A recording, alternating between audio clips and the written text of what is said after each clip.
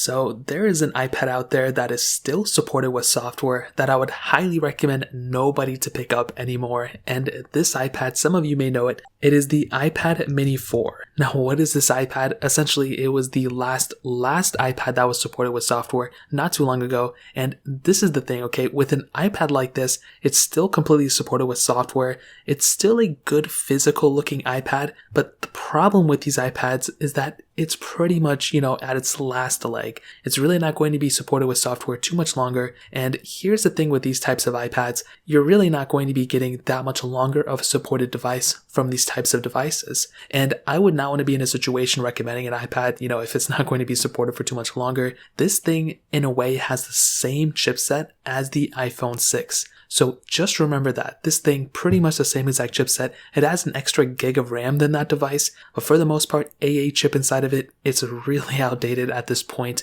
And to give you even more perspective, the iPhone 6s has that A9 chip, and the speed difference between an A8 and an A9, there's a pretty big one, to be honest. So that covers that aspect, the long-term longevity of this iPad. It's really not going to be supported for too much longer from now. But another massive thing to keep in mind with this iPad is the fact that it's really not even that good of a performing iPad anymore. Now that we have the iPad mini 6, with that newer gesture-based design with the better cameras and everything, that is a much better experience you're going to be getting from that type of iPad than the iPad mini 4. The iPad mini 4, of course, when you look at the older one and you look at the newer one, there's differences, but the mini 6 and the mini 4, there's 2 generations of iPads between them. We have the mini 4, mini 5, the mini 6. The differences between them are crazy. You look at the iPhone, 6 and you look at the iPhone 13, there's a massive difference between them, and the same exact thing is between these iPads as well. So I'm definitely going to tell you, in terms of a performance standpoint, you are going to be getting a much better performing iPad from something like the iPad mini 6,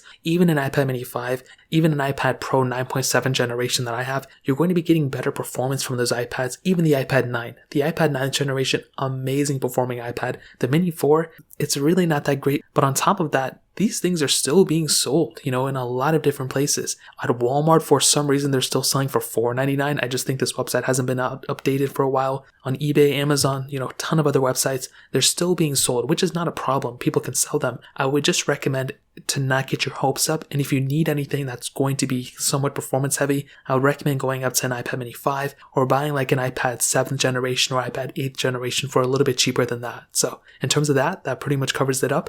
If you guys have any other questions or anything, let me know in the comment section below. Hit the like button, that would mean so much, but definitely hit that subscribe button. More importantly than everything else, I love every single one of you guys. Hopefully I'll catch you guys in the next video. Peace out till then.